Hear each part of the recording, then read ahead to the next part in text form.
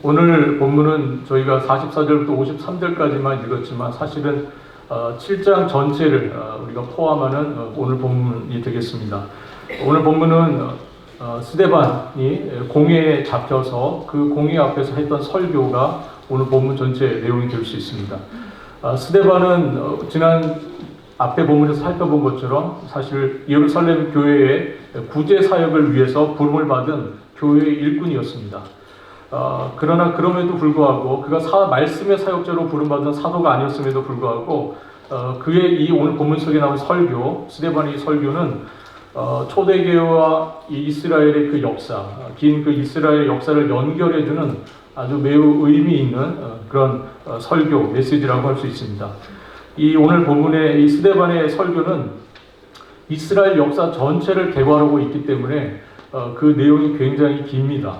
그래서 굉장히 긴 설교라고 할 수 있습니다. 특별히 사도 바울도 이렇게 이스라엘 역사 전체를 개괄하면서 설교를 했던 적이 있었습니다. 오늘 특별히 스데반의 설교가 그런데요.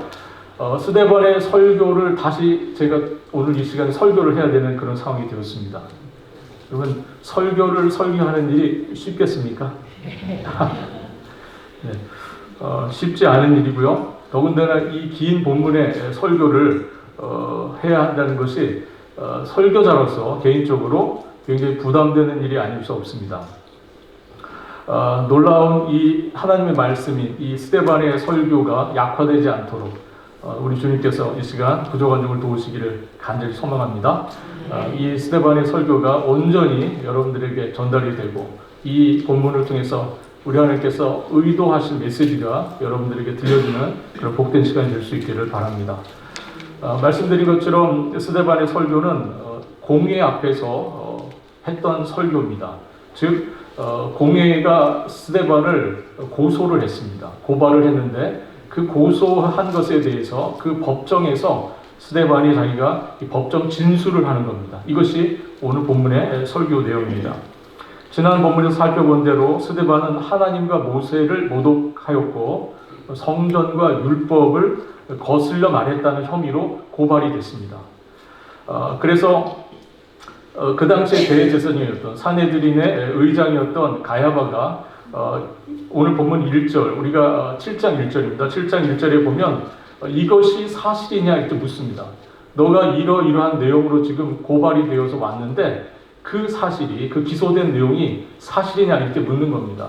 그렇게 묻고 이 물음에 대해서 스데반이 피고인으로서, 고발당한 사람으로서 자신의 입장을 변호하고 자신의 입장을 설명하는 내용이 오늘 본문 전체의 내용입니다. 청중은 지금 스데반의 설교를 듣는 이 사람들은 지금 은혜를 받으려고 여러분들처럼 앉아있는 사람들이 아닙니다. 네. 지금 스데반의 설교 듣고 있는 사람들은 어떤 사람들입니까? 그렇죠. 스데반에게 정죄할 거리를 빌미를 찾기 위해서 지금 앉아있는 사람들입니다. 여러분들은 모두 다 이 말씀 앞에 은혜를 받기 위해서 앉아 계시는데 이 스데반의 설교를 듣고 있었던 사람들은 스데반을 정죄할 목적으로 그 자리에 앉아서 지금 스데반의 설교를 듣고 있다 하는 것을 여러분들 먼저 좀 기억하실 필요가 있습니다.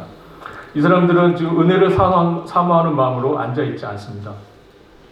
설교자에게 있어서 청중의 태도는 굉장히 중요합니다. 네. 설교자에 있어서 청중이 어떠한 마음으로 그 설교 가운데 앉아있느냐, 설교를 듣고 있느냐 하는 것은 굉장히 중요한 일입니다.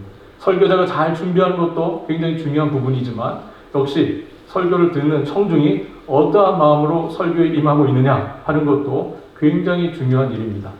우리 주님께서 비유 가운데 말씀하여 주셨던 것처럼 여러분들의 마음이 100배, 60배, 30배의 열매를 맺는 그런 좋은 밭과 같은 마음 되실 수 있기를 바랍니다. 이 스데반의 설교는 아브라함으로부터 시작을 해서 요셉을 거쳐서 그리고 모세로 이어져서 마지막에는 그 결론 부분에 가서는 성전에 대한 이야기가 맞춰지는 설교입니다. 아브라함을 시작으로 해서 요셉을 거쳐 모세를 이어서 그리고 마지막에는 성전에 대한 이야기로 맞춰지는 설교가 스데반의 설교입니다. 스데반은 이스라엘 전체 역사를 훑어가면서 자신의 청중인 지금 사내들인 공의원들에게 말을 하고 있는 겁니다. 그런데 이 설교가 굉장히 좀 불편한 설교입니다. 왜냐하면 스데반이 이 설교를 통해서 목적하는 바가 분명한데, 그것은 바로 그들의 조상, 즉 이스라엘 백성들의 그 조상들이 어떻게 하나님에 대하여 불순종하고 하나님을 반역하여 살아왔는지에 대한 그 역사를 드러내면서 그 조상들과 같이 지금 설교를 듣고 있는 이 공의원들, 그대들도 역시 마찬가지로 조상들과 조금 더 다르지 않다. 조상들이 하나님의 구원 역사를 반역하고 불신하고 배반해왔던 것처럼 지금 공의원들, 그대들도 우리 조상들과 다르지 않다는 얘기를 지금 설교를 통해서 하려고 하기 때문에 이 설교가 굉장히 어렵고 힘든 설교입니다. 지금 스데반의 약점을 잡으려고 스데반을 정죄하기 위해서 귀를 쫑긋 세우고 있는 그 공의원들에게 사도 바울은 우리 조상들처럼 그대들도 똑같이 하나님의 뜻에 거슬리고 하나님의 구원 역사에 반하는 일들을 하고 있다 하는 이야기를 지금 스데반이 하고 있습니다. 그래서 참으로 보기 드문 설교고 굉장히 담대한 설교입니다. 제가 여러분들의 잘못을 드러내려고 계속해서 설교를 한다고 생각해 보십시오. 여러분들 한 사람 한 사람의 죄를 제가 하나씩 꼬집어 가면서 여러분들이 그러므로 잘못되었다고 제가 설교 중에 계속 이야기를 한다면, 설교 내내 그 이야기를 여러분들이 듣는다면 여러분들 마음이 어떠시겠습니까? 기쁘시겠습니까? 결코 유익한 일, 그렇게 즐거운 일이 아닐 겁니다. 그런데 스데반이 놀랍게도 지금 그러한 설교를 하고 있다는 겁니다. 스데반은 조상들을 매우 부정적으로 묘사하고 있습니다. 먼저 요셉의 형들인 이스라엘의 12족장, 그 조상들의 이름들이죠. 그 조상들, 족장들이 어떤 사람들이었냐면 하나님이 보내신 구원자 요셉을 거부하고 팔아 넘겼고요. 또 광야 시절의 이스라엘의 조상들은 모세를 대적하고 거부했으며, 또 왕국 시절에 통치하에 있었던 조상들, 그들의 조상들은 선지자들을 거부하고 죽였던 사람들이라는 겁니다. 그리고 최근에는 그 조상들이 했던 그대로, 그 모습 그대로 사내들인 이 공회원들이 서로 작당을 해서 하나님이 보내신 구원자이신 예수 그리스도를 십자가에 못 박아 죽였다 하는 것입니다. 이처럼 이스라엘 역사는 반역과 거부가 반복되는 실패의 이야기입니다. 그럼에도 불구하고 이스라엘 역사에는 포기하지 않으시고 그들에게 구원자를 보내고 또 보내시는 하나님이 계신다 하는 겁니다. 그럼에도 불구하고 이스라엘 백성들의 계속적인 그런 실패 역사에도 불구하고 놀랍게도 하나님은 중단하지 아니하시고 포기하지 아니하시고 계속해서 구원자들을 보내시고 또 보내셨다 하는 겁니다. 아브라함과 요셉과 그리고 모세의 이야기의 주어, 이 본문 속에 7장에 드러난 아브라함의 이야기, 그리고 요셉의 이야기, 그리고 더 나아가서 모세의 이야기의 주제, 이 이야기의 주어는 항상 하나님이세요. 주어가 하나님입니다. 아브라함의 이야기에서 아브라함은 한 번도 주어로 등장하지 않고요. 하나님의 주어로 무려 10번이나 소개가 되고 있습니다.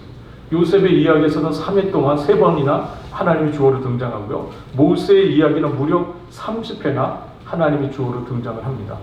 하나님이 주어세요. 이 이스라엘 역사의 주어는 아브라함도 요셉도 모세도 아니고요. 하나님이십니다. 스데반은 이 이스라엘 역사를 이끌어가는 분이 바로 하나님이시라는 사실을 강조하여서 설교 중에 말하고 있습니다. 하나님은 이렇게 당신의 구원 역사를 포기하지 아니하시고 인간들의 그 계속적인 반대와 실패에도 불구하고 하나님께서 계속해서 구원의 메시지를 보내시고 구원자들을 보내시고 결국은 그 정점에 예수 그리스도를 보내주셨다 하는 것이 스데반 설교의 가장 중요한 요지입니다. 스데반의 설교는 거듭하여 실패하는 이 인간의 역사에도 불구하고 그 실패 속에서 하나님께서 당신의 구원 역사를 이루어 가신다는 이야기가 스데반의 설교입니다. 중요한 점은 인간의 실패와 구원 역사가 모두 역사적 사실에 근거하고 있다 하는 점입니다. 그래서 오늘 본문 속의 1절에 대제사장이 이것이 사실이냐라고 스데반에게 물었을 때 스데반이 이렇게 말을 함으로 설교를 시작합니다. 오늘 본문 2절입니다. 여러분 부형들이여 들으소서, 이렇게 말을 하면서 그 공의원들 앞에서 스데반이 설교, 즉 자신의 증언을 시작합니다. 여러분도 이제 이 스데반의 이 이야기를 따라서 귀를 기울이고 여러분 함께 들어주시길 바랍니다. 스데반의 설교는 오늘도 우리에게 동일하게 들려지는 하나님의 말씀이시기 때문에 오늘 이 말씀이 여러분들을 이끄시고 또 하나님이 주시고자 하는 메시지 가운데 여러분들이 함께 나아가시는 그런 시간 될 수 있기를 바랍니다. 먼저 2절 하반절부터 8절까지 아브라함의 이야기가 시작됩니다.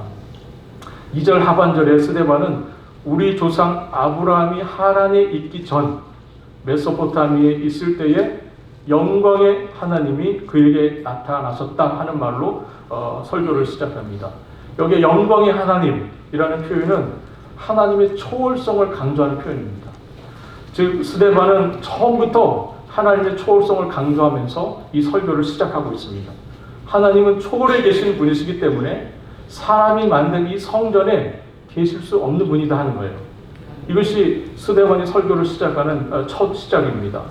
사람의 손으로 만든 성전에 거하지 않는 자는 점을 강조하면서 영광의 하나님이 처음에 아브라함을 그가 메소포타미아에 있을 때 부르셨다, 이렇게 설교를 시작하고 있습니다. 그러니까 그들의 조상 아브라함이 언제 나타났느냐가 중요합니다. 언제 나타나셨습니까? 메소포타미아에 있을 때에, 즉 갈대아 우르에 있을 때에 하나님께서 아브라함에게 나타나셨다 하는 겁니다. 가나안에서 멀리 떨어져 있는 그 이방 땅에서 영광의 하나님이 우상을 섬기던 아브라함을 당신의 백성으로 불러내셨다 하는 것이 스데반 설교의 시작입니다. 하지만 아브라함은 오늘 본문 5절에 보니까 가나안 땅에서 발붙일 만한 땅을 유업으로 얻지 못했다고 말합니다. 하나님의 약속의 말씀을 따라서 가나안까지 왔는데 결과적으로 아브라함은 가나안 땅에서 자기의 발붙일 만한 땅을 얻지 못했습니다. 이 말씀에 의하면 결국 우리 5절 말씀 한번 같이 한번 읽어보도록 하겠습니다. 5절 말씀. 그러나 여기서 발붙일 만한 땅도 유업으로 주지 아니하시고 다만 이 땅을 아직 자식도 없는 그와 그의 후손에게 소유로 주신다고 약속하셨으며, 이 말씀에 의하면 아브라함이 받은 것은 땅이 아니라 약속입니다. 아브라함은 하나님으로부터 땅을 받은 것이 아니라 약속을 받았다는 겁니다.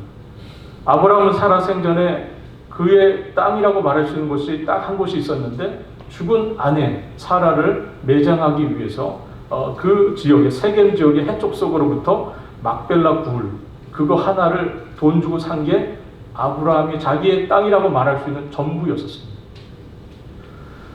하나님은 아브라함을 부르실 때 그를 통해서 큰 민족을 이루고 그의 후손들이 살 수 있는 땅을 주시겠다고 약속을 하셨습니다. 그러나 정작 아브라함 생애 중에서 그가 소유한 땅은 아내를 위한 매장지 막벨라 굴 그것이 다였고요. 그의 후손은 이삭이 전부였었습니다. 하나님은 아브라함을 부르실 때 큰 민족을 이루고 그 민족이 살 수 있는 땅을 주시겠다고 약속하셨음에도 불구하고 아브라함 생애에 그가 받을 수 있었던 것은 아주 작은 굴 하나, 그리고 자기의 믿음의 유산으로 주신 이삭이 전부였다 하는 겁니다. 여러분, 이 사실을 통해서, 이 아브라함의 이야기를 통해서 우리가 확인하게 되는 것은 하나님의 이 구원 역사라고 하는 것은 우리가 경험하는 현실이 아니라 하나님의 약속에 의존되어 있다는 겁니다. 믿으십니까? 우리의 구원은 여러분 우리가 경험하는 현실이 아닙니다. 여러분, 하나님의 구원 역사는 하나님의 약속 위에 있습니다. 아멘. 사랑하는 성도 여러분, 여러분들이 받으실 유업은 어디에 있습니까? 이 땅입니까? 이 땅에서 누리는 현실이 하나님께서 주시는 약속하신 유업의 전부입니까? 그렇지 않죠. 그럼 믿는 자에게 우리의 유업은 어디에 있습니까? 저 하늘나라에 있지 않습니까? 아멘. 약속으로 주신 그것이 구원 역사에서 굉장히 중요하다는 사실을 우리가 이 아브라함의 이야기를 통해서 우리가 깨닫게 됩니다. 이어지는 6절과 8절에서 하나님은 아브라함에게 400년 종살이한 후에, 너의 후손들이 400년 종살이한 후에야 후손들이 그 땅을 받게 될 것이라고 약속을 하셨고요. 아브라함에게는 그 하나님의 약속의 인치기, 약속을 보증해 주시는 언약의 피로서 할례를 주셨다라고 이렇게 말씀하고 있습니다.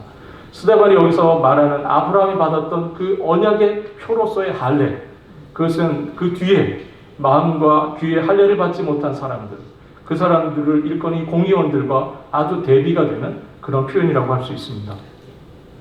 이렇게 하나님은 할례 언약을 통해서 아브라함이 많은 민족의 아버지가 될 것이라고 그 약속을 해주시고 할례를 통해서 인을 쳐주셨습니다. 스데반은 이 아브라함이 가나안이 아닌 가나안 땅이 아닌 갈대아 우르에서 불러내어 영광의 하나님께서 그를 불러내셨던 이 사실을 강조하고 있습니다. 이스라엘, 즉 거룩한 성전이 아니라 하나님이 아브라함을 처음 불러내신 곳은 어디라고요? 갈대아 우르. 거룩한 땅이라고 말하는 가나안 땅, 거룩한 곳이라고 불려진 성전이 아니었어요. 그 사실을 말씀하고 있습니다.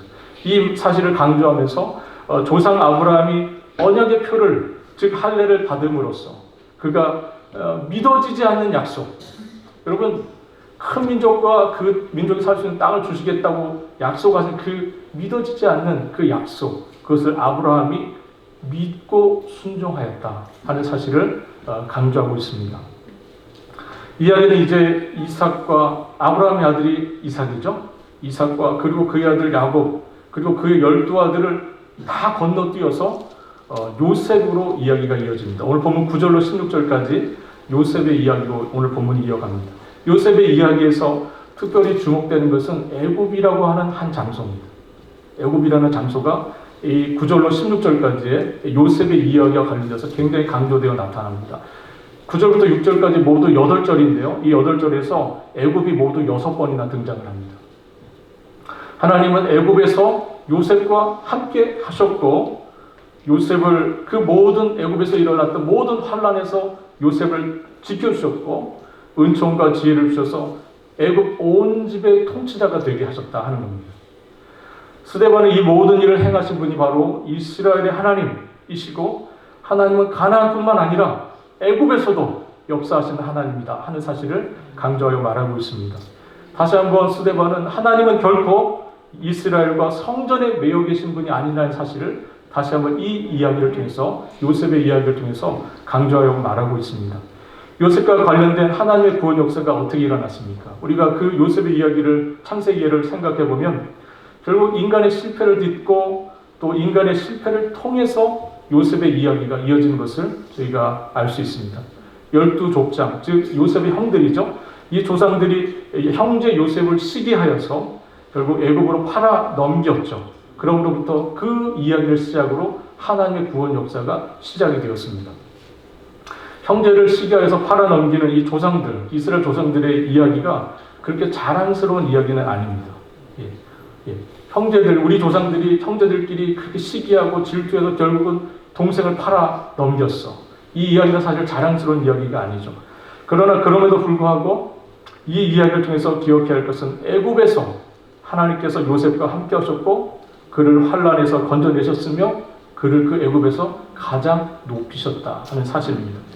형제들에게 고난을 받았던 요셉, 이 형제들에게 고난을 받았던 요셉의 모습은 지금 이 요셉의 모습을 통해서 스데반은 공회원들부터 고난을 받고 있는 자신을 지금 말하고 있고요. 더 나아가서 고난을 받았던 예수 그리스도를 보여주는 그 모형으로서의 요셉의 이야기를 스데반이 지금 하고 있는 겁니다.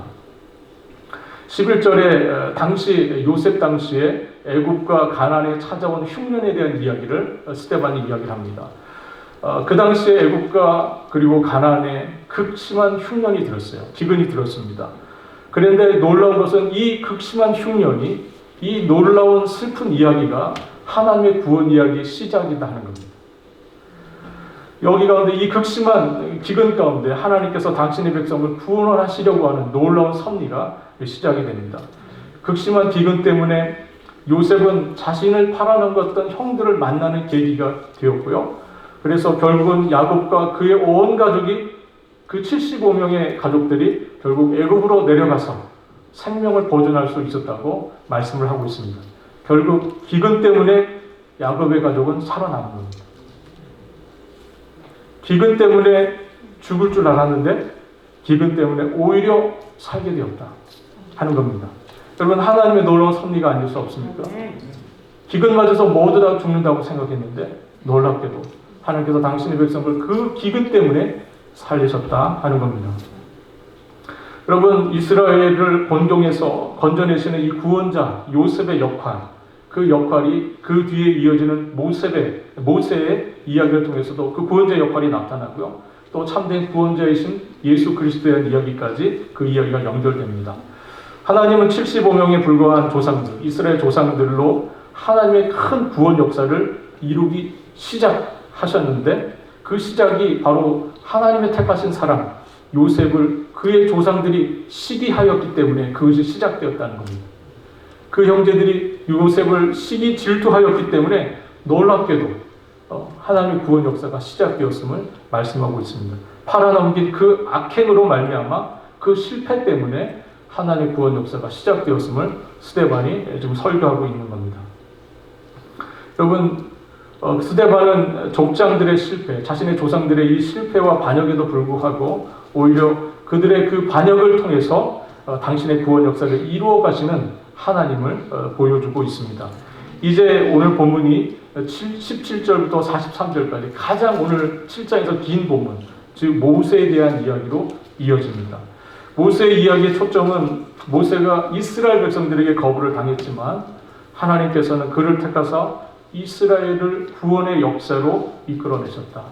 모세를 통해서 하나님 그 백성들부터 거절받고 반대받았던 모세를 통해서 하나님께서 구원 역사를 이루셨다는 것을 스데반이 설교합니다. 스데반은 모세의 생애를 40년씩 3번의 시기로 구분하여서 설교를 합니다. 17절로 29절까지가 먼저 첫 번째 시기, 즉 바로의 궁에 있었던 모세의 이야기를 시작하고 있습니다. 모세의 이야기를 시작하는 17절 말씀 한번 우리 같이 읽어보도록 하겠습니다. 17절입니다. 하나님이 아브라함에게 약속하신 때가 가까우매 이스라엘 백성이 애굽에서 번성하여 많아졌더니. 네.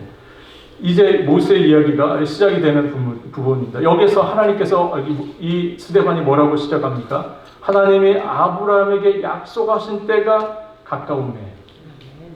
즉 모세의 이야기는 어디로부터 시작이 되는 겁니까? 하나님께서 아브라함에게 약속하신 그것이 성취될 때가 되었기 때문에 모세가 등장하였다고 말씀을 하고 있습니다. 하나님께서는 아브라함에게 약속하신 대로 75명에 불과했던 그 백성이 번성하여 많아지게 하셨습니다. 애굽에서 큰 민족을 이루게 하셨어요. 그때 요셉을 알지 못하는 임금이 바로가 등장을 했고 그 바로가 이스라엘 백성들을 아주 교활하게 핍박하기 시작했습니다. 그리고 그때에 모세가 태어났다고 말씀을 합니다. 스데반은 20절부터 22절에서 모세의 출생 그리고 그 가운데 그가 어떤 과정에서 버려지게 되고 또 그 과정에서 바로의 딸이 그를 어떻게 또 아들로 삼게 되고 또 그 이후에 모세가 바로의 궁에서 어떻게 교육을 받았는지에 대한 이야기를 개괄적으로 설명하면서 역시 이 과정을 주도하신 분도 하나님이라는 사실을 밝히 말하고 있습니다. 이제 40세가 된 모세가 어느 날 자신의 그 신분, 왕의 아들이라고 하는 왕자라고 하는 이 신분과 자신이 가지고 있는 그 힘을 통해서 동족 이스라엘을 돌볼 생각을 하였다고 말씀합니다. 자기가 이제 힘도 있고 자기가 지위도 있고 하니까 자기 힘으로 자기 백성, 종살이하는 백성을 어떻게 좀 구해볼 수 있지는 않을까 하는 생각을 모세가 했다는 것이죠. 그런데 놀랍게도 결국 모세를 애굽에서 미디안 땅으로 도주하도록 도망가게 만든 사람은 누굽니까? 애굽 사람들이었습니까? 그렇지 않습니다. 자기 동족, 자기가 그렇게 돌보고 싶었던 그 동족으로부터 모세는 미디안 땅으로 쫓김을 당합니다. 모세는 이스라엘 이 형제들이 자신의 동족들이 하나님께서 자신의 손을 통해서 구원해 주시는 것을 깨달으리라고 기대를 했지만 슬프게도 그들은 깨닫지 못했고 오히려 모세를 향해 누가 너를 우리의 관리와 재판장으로 우리 위에 세웠느냐고 오히려 모세를 밀쳐내버리고 말았다. 이렇게 말씀하고 있습니다. 결국 모세는 애굽의 그 왕자의 신분에서 미디안 광야의 어느 한 구석에 있는 그런 문명의 목자로 쫓겨나게 됩니다. 두 번째 시기가 시작이 됩니다. 그 미디안 광야에서 두 번째 40년의 두 번째 어떤 의미에서 모세의 인생 스테이지가 시작되는 거죠. 40년이 광야에서 이제 40년이 다 차갔습니다. 40년이 다 차가서 80세의 노인이 되었을 때에 하나님께서 이 모세를 시내산의 어느 한 산에서 불 가운데 모세를 부르십니다. 이는 모든 일이 하나님의 시간표에 따라서 일어나고 있음을 보여주고 있습니다. 여기서 스데반은 하나님께서 모세를 부르신 곳이 유대의 성전이 아니고 이스라엘이 아니라는 사실을 말합니다. 지금 모세를 부른 그 장소가 어디입니까? 광야의 시내산입니다. 예루살렘 성전이 아니었어요.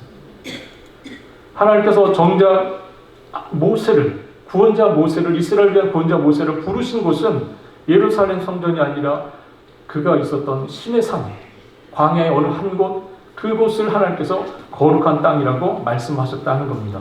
33절 말씀 한번 같이 읽어보도록 하겠습니다. 33절입니다. 함께 읽습니다. 주께서 이르시되 내 발에 신을 벗으라. 내가 서 있는 곳은 거룩한 땅이라. 이스라엘 백성들은 거룩한 땅은 예루살렘이고 가장 거룩한 곳은 성전이라고 생각했습니다. 그런데 여러분, 거룩한 땅은 어디입니까? 지금 모세가 부름을 받은 그 광야, 척박한 곳, 황량한 그곳, 그곳이 바로 거룩한 곳이라고 하나님께서 말씀해 주고 있습니다. 거룩한 나라 바깥에 이미 하나님의 임재가 있는 거룩한 땅이 존재했다 하는 것을 스데반이 말을 하고 있다는 것이죠.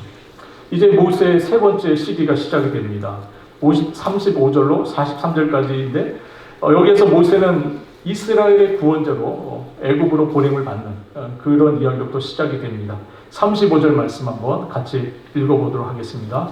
그들의 말이 누가 너를 관리와 재판장으로 세웠느냐 하며 거절하던 그 모세를 하나님은 가시떨기 셨던 천사의 손으로 관리와 속량하는 자로서 보내셨으니. 스데반은 여기에서 자신이 모세를 모욕했다는 이 거짓 주장을 하는 그 공의원들, 그 사람들에게 반박을 하고 있는 겁니다. 지금 스데반은 모세를 모욕한 사람이 아니죠. 오히려 모세를 존중하고 모세의 뜻을 따르고 있는 사람이라고 말하고 있는 겁니다. 하나님의 구원 역사는 실패 속에서 또 실패를 통해서 이루어져 간다는 사실을 우리에게 보여주고 있습니다. 모세가 광야 40년간에 행했던 이제 이 모세의 인도를 봐서 이스라엘 백성들이 출애굽을 하고 광야 40년을 돌게 됩니다. 광야 40년을 도는 동안에 우리가 민수기나 출애굽기를 통해서 보게 되는 놀라운 기적과 표사들이 나타납니다. 이 모든 일들을 항해한 사람이 바로 모세고요. 모세는 모세를 통해서 하나님은 이스라엘 백성들을 광야 가운데 살게 하는 구원자로서의 역할을 하게 됩니다. 스데반은 또한 하나님이 너희 형제 가운데에 나와 같은 선지자를 세우리라고 하는 이 모세의 말을 또한 인용하면서 모세와 예수 그리스도를 연결하여 설교를 이어가고 있습니다. 또한 율법의 중재자로서 모세를 분명히 말함으로써 스데반은 자신이 모세를 모독했다는 이 고발에 대해서 그가 지금 소명을 하고 있는 겁니다. 하나님이 세우신 구원자 모세를 모독한 것은 자신이 아니라는 거예요. 스데반은 나는 모세를 모독한 적이 없다는 겁니다. 오히려 모세에게 불복종하고 모세를 거절하고 애굽으로 돌아가려고 했던 뿐만 아니라 금송아지를 세워서 우상 숭배를 하고 이럴 성신과 온갖 우상을 섬기려고 했던 당신들의 조상, 그 사람들이 모세를 모독한 사람들이라고 지금 스데반이 강력하게 이야기를 하고 있는 겁니다. 결국 우상 숭배, 그 광야에서 시작된 우상 숭배가 결국은 이스라엘의 왕정 시대까지 이어지게 되고 결국 이스라엘 백성들의 조상들은 결국은 어떻게 됩니까? 바벨론으로 쫓겨나는 그런 일까지 경험하게 됩니다. 이 모세의 이야기를 통해서 스데반이 하고 싶은 메시지는 하나님은 가나안과 예루살렘 성전이 아닌 애굽에서 모세를 기르셨고 그 시내 광야에서 그 하나님께서 그 거룩한 곳에서 모세를 불러내셨다. 그리고 구원자를 세우셨다는 것을 이야기를 합니다. 그리고 정작 모세를 거절하고 모세를 거부했던 사람들은 당신들의 조상들이라고 그렇게 이야기를 합니다. 그러나 그럼에도 불구하고 이 모든 반대와 이 모든 불신앙 속에서도 하나님께서 이 백성을 신실하게 이끌어가고 계셨다 하는 겁니다. 이 모세의 이야기를 들을 때쯤 되어서 이 공회원들의 마음이 어땠겠습니까? 아브라함을 시작해서 요셉을 거쳐서 모세까지 이어지는 이 스데반의 설교를 듣고 있는 이 공회원들의 마음 어땠을까요? 할렐루야 아멘 했겠습니까? 너무 불편하고 불쾌하고 화가 나기 시작했습니다. 조상을 지금 모욕하고 있잖아요. 그리고 그 조상들처럼 너희들도 지금 잘못된 길을 가고 있다고 하는 것이 스데반의 지적이기 때문에 굉장히 불편한 마음으로 얼굴이 울그락불그락 하기 시작했을 겁니다. 이제 스데반의 이야기는 성전의 이야기로 이어지면서 이 설교의 결론으로 향하게 됩니다. 44절 50절까지 말씀인데요. 결국 자신은 성전을 거슬려 말했다고 하는 이 고발 내용에 대해서 스데반이 여기서 설명을 하기 시작합니다. 스데반은 먼저 이 성전이 어디에 세워졌는지를 이야기하면서 이 이야기를 시작합니다. 44절 말씀 같이 읽겠습니다. 광야에서 우리 조상들에게 증거의 장막이 있었으니 이것을 모세에게 말씀하신 이가 명하사 그가 곧 그 양식대로 만들게 하신 것이라. 스데반이 먼저 광야에 세워진 성막의 이야기를 통해서 자신이 왜 성전을 모독하지 않았는지를 설명을 합니다. 스데반이 성막을 가르쳐서 뭐라고 표현하고 있습니까? 증거의 장막이라는 표현을 쓰고 있습니다. 그 이유는 뭐냐면 그 성막 안에 무엇이 있기 때문입니까? 증거의 두 돌판이 있었기 때문입니다. 그렇기 때문에 이 성막을 모세가 증거의 장막이라고 표현을 한 겁니다. 스데반은 46절과 또 47절에서 이런 이야기를 합니다. 여호수아가 성막을 가지고 가나안에 들어왔고, 즉 모세 시대 때 만들어진 그 성막을 여호수아가 가지고 어디로 들어왔다는 겁니까? 가나안 땅에 들어왔다는 겁니다. 그리고 다윗의 때가 될 때까지 그 다윗의 때가 되어서 다윗이 이 하나님의 처소를 짓고 싶은 마음이 생겼어요. 이 성전을 짓고 싶었던 거죠. 그러나 하나님께서 허락을 하지 않으셨고 결국 그의 아들 솔로몬을 통해서 하나님께서 성전을 짓게 하셨습니다. 그런데 여기까지가 이제 굉장히 중요한데 여기서부터 이제 이어지는 47절부터가 굉장히 중요합니다. 우리 한번 48절입니다. 우리 한번 48절 그리고 49절 50절까지 말씀을 쭉 이어서 읽도록 하겠습니다. 그러나 지극히 높으신 이는 손으로 지은 곳에 계시지 아니하시나니 선지자가 말한 바 주께서 이르시되 하늘은 나의 보좌요 땅은 나의 발등상이니 너희가 나를 위하여 무슨 집을 짓겠으며 나의 안식할 조소가 어디냐.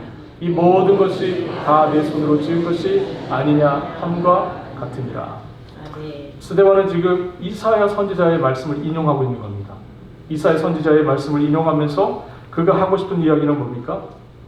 하나님의 임재는 성전에만 국한되지 않는다. 그 이야기를 지금 하고 있는 겁니다. 그리고 하나님의 백성으로서 제사를 드리는 것, 그것이 하나님께서 당신의 백성들에게 요구한 모든 것을 다 했다고 말할 수 없다. 이 이야기를 지금 하고 있는 겁니다. 선지자 이사야의 이 메시지를 통해서 지금 스데반은 공회원들을 향해서 말을 하고 있는 겁니다.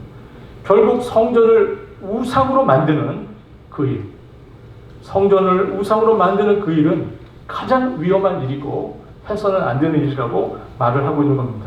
스데반은 그의 조상들과 똑같이 지금 자신 앞에 있는 산이들인 공인들이 성전을 우상화하는 어리석은 일을 지금 하고 있다고 말을 하고 있는 겁니다. 사랑하는 성도 여러분, 우리의 신앙생활에 있어서 우리의 모습에서 우상 숭배적인 그런 모습은 없는지, 또 우리의 예배가 형식적인 예배가 되고 있지 않은지를 우리가 이 시간 한번 돌아볼 수 있기를 바랍니다. 여러분, 우리의 신앙 가운데 하나님보다 앞서는 것은 다 우상 숭배가 됩니다. 여러분, 하나님보다 여러분들 마음속에 앞서 있는 것이 있다면 그것은 여러분들의 우상이 됩니다. 내 안위, 내 자신을 돌보는 일이 우선이 된다면 내 자신은 하나님 앞에서 우상이 됩니다. 나를 사랑하는 거죠. 그리고 사랑하는 자녀이지만 아브라함의 경우처럼 자녀가 하나님보다 우선한다면 자녀도 역시 나에게 우상이 되는 겁니다.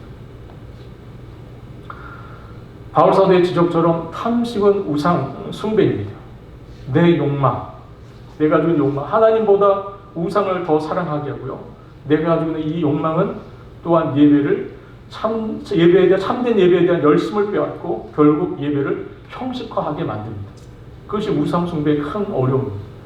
우상은 하나님보다 다른 것을 더 사랑하게 만들고 참되게 드려야 될 예배를 형식화하게 만드는, 습관적으로 만들어버리는 것이 우상 숭배의 가장 큰 문제입니다.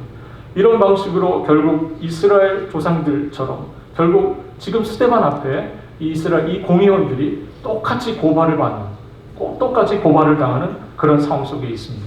이제 스데반이 적용적인 말씀을 이어가고 있습니다. 51절 말씀 한번 같이 읽어보도록 하겠습니다. 51절, 목이 곧고 마음과 귀에 할례를 받지 못한 사람들아, 너희도 너희 조상과 같이 항상 성령을 거스리는도다.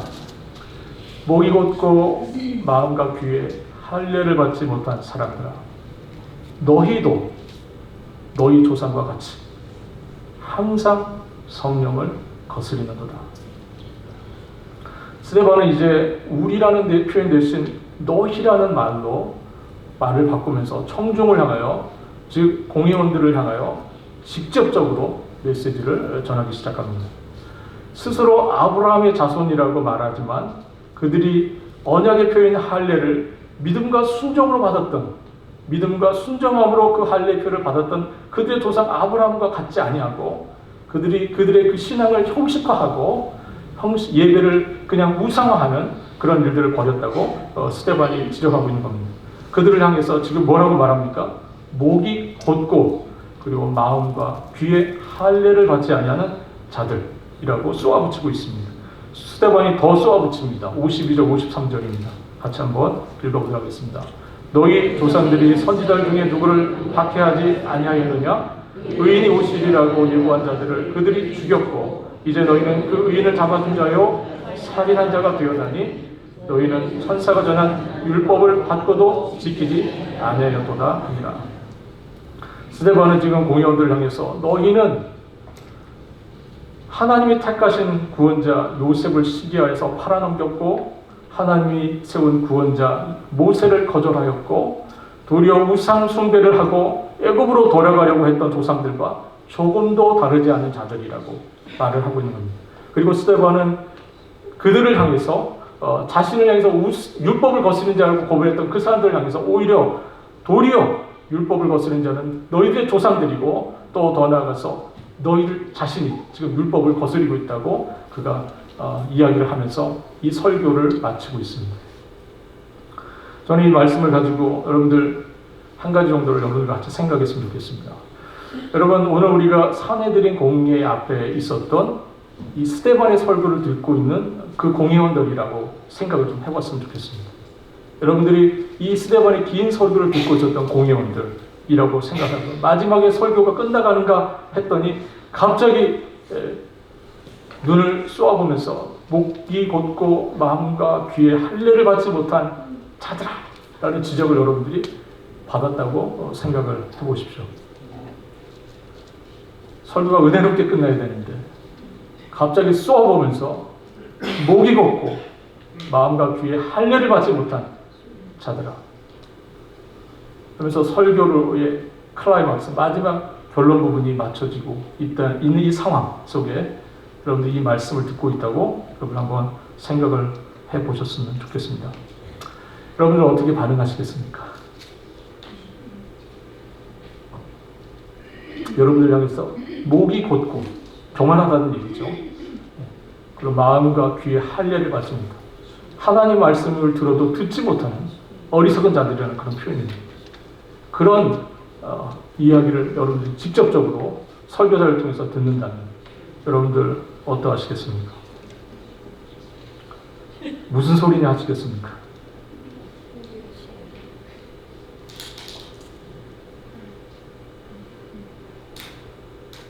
여러분, 우리는 하나님 앞에서 어떤 사람들입니까? 이스라엘 백성들의 실패 역사를 보시면서 여러분들 어떤 생각이 드십니까? 우리도 끊임없이 실패하고 하나님을 거역하는 존재로 살고 있지 않습니까? 사실 우리는 이렇게 강력하게 찌르는 설교를 들어본 적이 없습니다. 이스라엘의 그렇게 반복되는 반역과 실패 역사를 보면서 그럼에도 불구하고 부지런히 구원자들, 말씀의 종들을 보내셔서 이 구원 역사를 이루어 가시려고 하시는 하나님의 열심을 보시면서 여러분들 어떤 생각이 드십니까? 이스라엘의 한결같은 불순종, 그러나 그들을 향하신 하나님의 한결같으신 열심, 이 역사를, 이스라엘의 역사를 보시면서 여러분들은 어떠한 마음의 생각을 갖게 되십니까?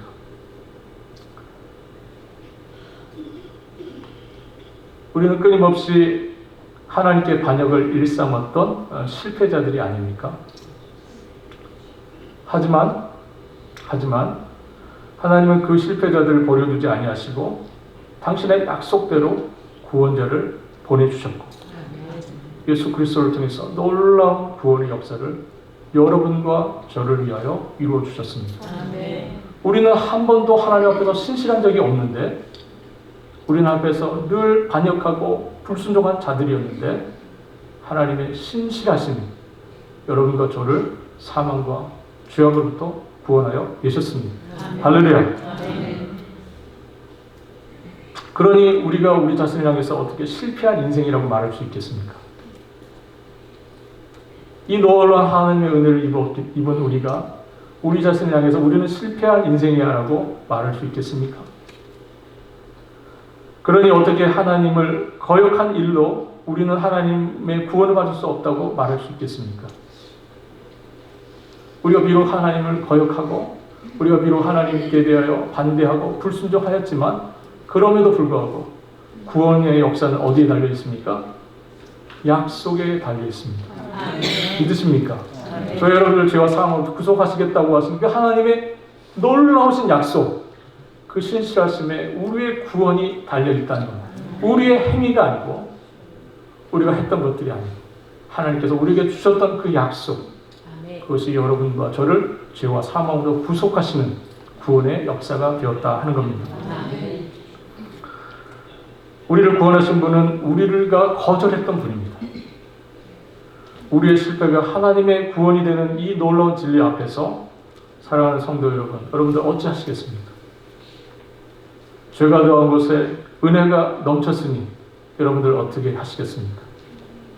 마땅히 우리 하나님을 찬양하고 경배하며 높여야 하지 않겠습니까? 실패한 우리가 우리의 실패를 에도 불구하고가 아니라 실패를 통해서 우리를 구원하셨다. 이 사실 여러분들 꼭 기억하시고 우리를 죄와 사망으로부터 구속하신 이 하나님의 놀라운 은총 앞에 감사와 영광과 찬양과 경배로 나아가시는 여러분들 되실 수 있도록 우리 주님의 이름으로 바라겠습니다. 기도하겠습니다. 하나님 아버지, 오늘 저희들을 죄와 사망으로부터 구속하시고 이스라엘 백성들의 그 실패한 역사, 그것 못지않게 우리도 하나님께 대하여 불순종하고 실패했던 자들이 우리 시간 고백합니다. 그러나 그 실패를 통해서 오히려 구원의 역사를 이루어주시고 그 죄악을 통해서 오히려 은혜의 역사를 더하여주신 우리 하나님을 찬양하며 주님 앞에 경배를 올립니다. 주께서 우리의 찬양과 경배를 주님 홀로 받아주시고 죄와 사망 속에 있었던 저희들을 사랑하셔서 구속하고 은혜롭게 이끌어주신 주님의 역사를 저희가 노래하며 감사하며 기뻐하는 저희들 될 수 있도록 주의 은혜를 더하여 주옵소서. 감사드리며 우리 주님 되시는 예수 그리스도의 이름으로 기도합니다. 아멘.